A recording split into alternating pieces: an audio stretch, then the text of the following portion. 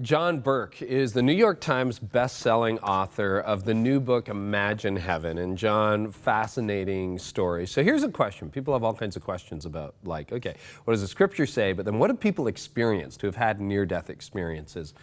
Here's the question. How old will we be in heaven? Yeah, that's a great question. People ask it a lot.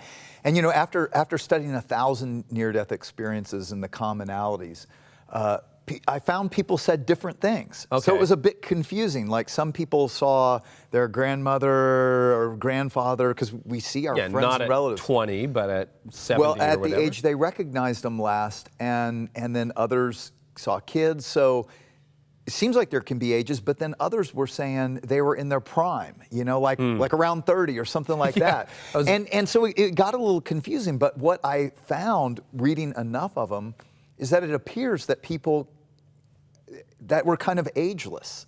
In other words, time works in a different way. Peter said to the Lord, a day is like 1,000 years and 1,000 years is like a day. Right. And people actually say that about time, that time operates in other dimensions. And so it seems like we can appear to people as is most comfortable for them.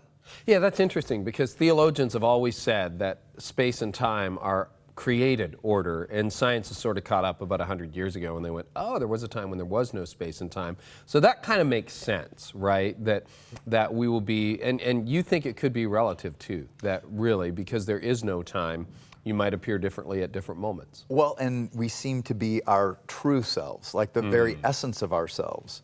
And I don't know. What do you mean by that? Well, people say that they felt more alive and more themselves when they had died and experienced this than they had ever felt before. And so I think we convey, even communication is different. It's complete, it's pure. Wow. And so we convey to each other even in a more complete way. So, and most people didn't want to come back to Earth, right? They had that experience where it was so, they felt so alive, they didn't want to come back. No, they said, this is what I was created for. This is where I belong. And many people were depressed when they were resuscitated because of that. Well, that's fascinating.